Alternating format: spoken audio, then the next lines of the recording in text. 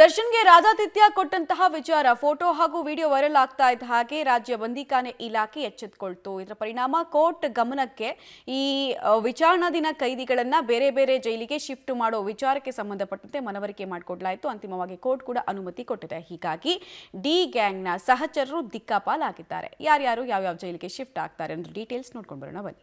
ಕೊಲೆಗಡುಕ D gang ದಿಕ್ಕಾಪಾಲು. ನಟ ದರ್ಶನ್ ಬಳ್ಳಾರಿ ಜೈಲಿಗೆ ಸ್ಥಳಾಂತರ, ಒಬ್ಬೊಬ್ಬರು ಒಂದೊಂದು ಜೈಲಿಗೆ ಶಿಫ್ಟ್.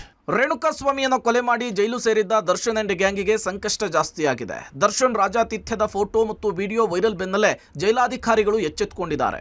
ತೀವ್ರ ಮುಜುಗರದ ಬೆನ್ನಲ್ಲೇ ರೇಣುಕಾಸ್ವಾಮಿಯನ್ನ ಹತ್ಯೆ ಮಾಡಿದ ದರ್ಶನ್ ಗ್ಯಾಂಗ್ ಅನ್ನ ಪೊಲೀಸರು ಇಬ್ಬಾಗ ಮಾಡಿದ್ದಾರೆ. ರಾಜ್ಯದ ಒಂದೊಂದು ಜೈಲಿಗೆ ಒಬ್ಬೊಬ್ಬರನ್ನ ಶಿಫ್ಟ್ ಮಾಡಲಿಕ್ಕೆ ಸಿದ್ಧತೆಯಾಗಿದೆ.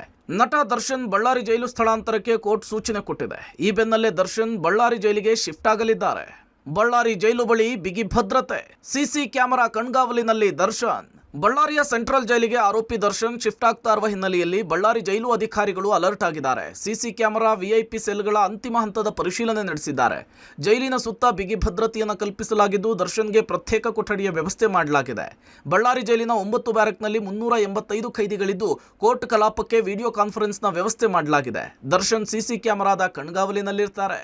ಅಂಡಮಾನ್ ಜೈಲನ್ನ ಬಿಟ್ಟರೆ ಬಳ್ಳಾರಿ ಜೈಲಿಗೆ 2ನೇ ಸ್ಥಾನ. ಬಳ್ಳಾರಿ ಜೈಲಿನಲ್ಲಿ ಮುದ್ದೆ ಮುರಿಯಲಿರುವ ನಟ ದರ್ಶನ್. ಸ್ವತಂತ್ರ ಪೂರ್ವದಲ್ಲಿಯೇ ನಿರ್ಮಾಣ ಮಾಡಲಾಗಿರುವ ಬಳ್ಳಾರಿ ಜೈಲಿನಲ್ಲಿ ವಿವಿಐಪಿ ಟ್ರೀಟ್ಮೆಂಟ್ ಸಿಗೋದಕ್ಕೆ ಸಾಧ್ಯವೇ ಇಲ್ಲ. ಹೀಗಾಗಿ ಇದೇ ಕಾರಣಕ್ಕೆ ನಟ ದರ್ಶನ್ ಅವರನ್ನ ಬಳ್ಳಾರಿ ಜೈಲಿಗೆ ಶಿಫ್ಟ್ ಮಾಡಲಾಗ್ತಿದೆ. ಅಂಡಮಾನ್ ಜೈಲನ್ನ ಬಿಟ್ಟರೆ ದೇಶದಲ್ಲಿಯೇ ಬಳ್ಳಾರಿ ಜೈಲು 2ನೇ ಸ್ಥಾನವನ್ನು ಪಡೆದಿದೆ. ಅಷ್ಟು ಕಠಿಣ, ಕಟು ವಾಸ್ತವದಿಂದ ಕೂಡಿದ, ಭದ್ರತೆಯಿಂದ ಕೂಡಿರುವಂತಹ ಜೈಲು ಬಳ್ಳಾರಿ ಕೇಂದ್ರ ಕಾರಾಗೃಹವಾಗಿದೆ. ಭೀಮಾ ತೀರದ ಹಂತಕರು, ಕೆಜೆಹಳ್ಳಿ, ಡಿಜೆಹಳ್ಳಿ ಆರೋಪಿಗಳು ಸೇರಿದಂತೆ ನಟೋರಿಯಸ್ಗಳನ್ನು ಇದೇ ಬಳ್ಳಾರಿ ಜೈಲಿಗೆ ತಂದು ಹಾಕಲಾಗಿತ್ತು. ಕಾರಣ ಇಲ್ಲಿ ಯಾವುದೇ ರೀತಿಯ ವಿಲಾಸಿ ಜೀವನಕ್ಕೆ ಅವಕಾಶ ಇರೋದಿಲ್ಲ ಅಂಥೇಳಿ.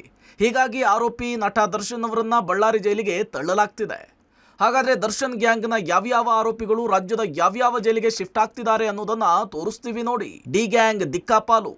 A1 ಆರೋಪಿ ಪವಿತ್ರ ಗೌಡ ಪರಪ್ಪನ ಅಗ್ರಹಾರದ ಜೈಲಿನಲ್ಲಿಯೇ ಇರ್ತಾರೆ. A2 ಆರೋಪಿ ದರ್ಶನ್ ಬಳ್ಳಾರಿ ಜೈಲಿಗೆ ಶಿಫ್ಟ್ ಆಗ್ತಿದ್ದಾರೆ. A3 ಪವನ್ ಮೈಸೂರು ಜೈಲಿಗೆ ಹಾಕಲಾಗ್ತಿದ್ರೆ A4 ರಾಘವೇಂದ್ರ ಅನ್ನ ಮೈಸೂರು ಜೈಲಿಗೆ ಕಳುಹಿಸಲಾಗ್ತಿದೆ. A5 ನಂದೀಶ ಕೂಡ ಮೈಸೂರು ಜೈಲಿಗೆ ಹೋಗ್ತಿದ್ದಾನೆ. ಇನ್ನು A6 ಜಗದೀಶ ಶಿವಮೊಗ್ಗ ಜೈಲು ಪಾಲಾದ್ರೆ A7 ಅನುಕುಮಾರ್ ಪರಪ್ಪನ ಅಗ್ರಹಾರದಲ್ಲಿಯೇ ಇರ್ತಾನೆ. A8 ರವಿಶಂಕರ್ ತುಮಕೂರು ಜೈಲಿನಲ್ಲಿದ್ದು A12 ಲಕ್ಷ್ಮಣ್ ಶಿವಮೊಗ್ಗ ಜೈಲು ಪಾಲಾಗಿದ್ದಾನೆ. A9 ಧನರಾಜ್ ಧಾರವಾಡ ಜೈಲಿಗೆ ಹೋಗ್ತಾ ಇದ್ರೆ A10 ವಿನಯ್ ವಿಜಯಪುರದ ಜೈಲು ಪಾಲಾಗಿದ್ದಾನೆ. A11 ನಾಗರಾಜ ಕಲಬುರಗಿ ಜೈಲಿಗೆ ಹಾಕಿದ್ರೆ A12 ದೀಪಕ್ ಪರಪ್ಪನ ಅಗ್ರಹಾರದಲ್ಲಿಯೇ ಇರ್ತಾನೆ. A14 ಪ್ರದೋಷ್ ಬೆಳಗಾವಿ ಜೈಲಿಗೆ ಹೋಗಿದ್ದು A15 ಕಾರ್ತಿಕ್ ತುಮಕೂರು ಜೈಲು, A16 ಕೇಶವಮೂರ್ತಿ ತುಮಕೂರಿನ ಜೈಲು, A17 ನಿಖಿಲ್ ನಾಯಕ್ ಕೂಡ ತುಮಕೂರು ಜೈಲಿನಲ್ಲಿಯೇ ಇರ್ತಾನೆ. ಪರಪ್ಪನ ಅಗ್ರಹಾರದ ಜೈಲಿನಲ್ಲಿಯೇ ಪವಿತ್ರ ಗೌಡ. ಬೆಂಗಳೂರಿನಿಂದ ಪವಿತ್ರ ಗೌಡ ಶಿಫ್ಟ್ ಇಲ್ಲ. ಇವತ್ತು ಪವಿತ್ರ ಗೌಡ ಜಾಮೀನು ಅರ್ಜಿ ವಿಚಾರಣೆ. ದರ್ಶನ್ ಸೇರಿ 10 ಮಂದಿ ಆರೋಪಿಗಳು ಬೇರೆ ಬೇರೆ ಜೈಲಿಗೆ ಶಿಫ್ಟ್ ಆದರೆ ಪವಿತ್ರ ಗೌಡ ಮಾತ್ರ ಪರಪ್ಪನ ಅಗ್ರಹಾರದ ಜೈಲಿನಲ್ಲಿಯೇ ಉಳಿಯಲಿದ್ದಾರೆ. ಕಾರ್ತಿಕ್, ರವಿಶಂಕರ್, ಕೇಶವಮೂರ್ತಿ, ನಿಖಿಲ್ ನಾಯಕ್ ತುಮಕೂರು ಜೈಲಿನಲ್ಲಿಯೇ ಇರ್ತಾರೆ. ಇವತ್ತು ಪವಿತ್ರ ಗೌಡ ಜಾಮೀನು ಅರ್ಜಿ ವಿಚಾರಣೆ ನಡೆಯಲಿದ್ದು ಮಧ್ಯಾಹ್ನ 2:45ಕ್ಕೆ ಅರ್ಜಿ ವಿಚಾರಣೆಯನ್ನ ಕೋರ್ಟ್ ಕೈಗೆತ್ತಿಕೊಳ್ಳುತ್ತೆ. ಪ್ರಕರಣದಲ್ಲಿ ಪವಿತ್ರ ಗೌಡ ನೇರವಾಗಿ ಭಾಗಿಯಾಗಿಲ್ಲ. ಪವಿತ್ರ ಗೌಡ ರೇಣುಕಾಸ್ವಾಮಿ ಹಲ್ಲೆ ಮಾಡಿರಬಹುದಷ್ಟೇ, ಹತ್ಯೆಯನ್ನ ಮಾಡಲು ಹತ್ಯೆಗೆ ಪ್ರಚೋದನೆ ಕೊಟ್ಟಿಲ್ಲ ಅಂಥೇಳಿ ಪವಿತ್ರ ಗೌಡ ಪರ ವಕೀಲ ಟಾಮಿ ಸಬಾಸ್ಟಿಯನ್ ವಾದವನ್ನ ಮಂಡಿಸಿದ್ದಾರೆ.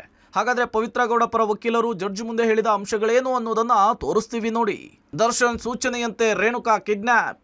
ಪವಿತ್ರ ಗೌಡ ಪ್ರಕರಣದಲ್ಲಿ ನೇರವಾಗಿ ಭಾಗಿಯಾಗಿಲ್ಲ. ಪವಿತ್ರ ಗೌಡ ಪವನ್ಗೆ ರೇಣುಕಾಸ್ವಾಮಿ ನಂಬರ್ ಕೊಟ್ಟಿದ್ಲಷ್ಟೇ. ರಾಘವೇಂದ್ರ ಅಪಹರಣ ಮಾಡ್ಕೊಂಡು ಬಂದಿದ್ದಾನೆ. ಕಿಡ್ನ್ಯಾಪ್ ಬಗ್ಗೆ ಪವನ್ ದರ್ಶನ್ಗೆ ಮಾಹಿತಿ ಕೊಟ್ಟಿದ್ದಾನೆ. ಇದರಲ್ಲಿ ಪವಿತ್ರ ಗೌಡ ಅವರ ಪಾತ್ರ ಎಲ್ಲಿದೆ?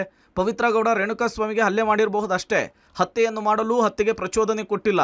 ದರ್ಶನ್ ಸೂಚನೆಯ ಮೇರೆಗೆ ಮಾತ್ರ ಅಪಹರಿಸಿದ್ದಾರೆ. ಸ್ವಇಚ್ಛಾ ಹೇಳಿಕೆಯನ್ನು ಪ್ರಕರಣದಲ್ಲಿ ಪರಿಗಣಿಸಬೇಕಾಗುತ್ತೆ. ಪವಿತ್ರ ಗೌಡ ಕೊಲೆ ಪ್ರಕರಣದ ಸಂಚಿನಲ್ಲಿ ಭಾಗಿಯಾಗಿಲ್ಲ. ಪೊಲೀಸರು ಇತರ ಆರೋಪಿಗಳ ಹೇಳಿಕೆಯ ಮೇಲೆ ಹೇಳ್ತಿದ್ದಾರೆ. ತನಿಖೆ ಬಹುತೇಕ ಮುಕ್ತಾಯವಾಗಿದೆ, ಜಾಮೀನನ್ನು ಕೊಡಬಹುದು. ದರ್ಶನ್ ಜೈಲಿನ ವಿಲಾಸಿ ಜೀವನಕ್ಕೆ ಕೊನೆಗೂ ಕೂಡ ಬ್ರೇಕ್ ಬಿದ್ದಿದೆ. ತೀವ್ರ ಮುಜುಗರದ ಬೆನ್ನಲ್ಲೇ ದರ್ಶನ್ ಸೇರಿ 10 ಮಂದಿಯನ್ನ ಬೇರೆ ಬೇರೆ ಜೈಲಿಗೆ ಶಿಫ್ಟ್ ಮಾಡಲಾಗ್ತಿದೆ. News desk, public TV.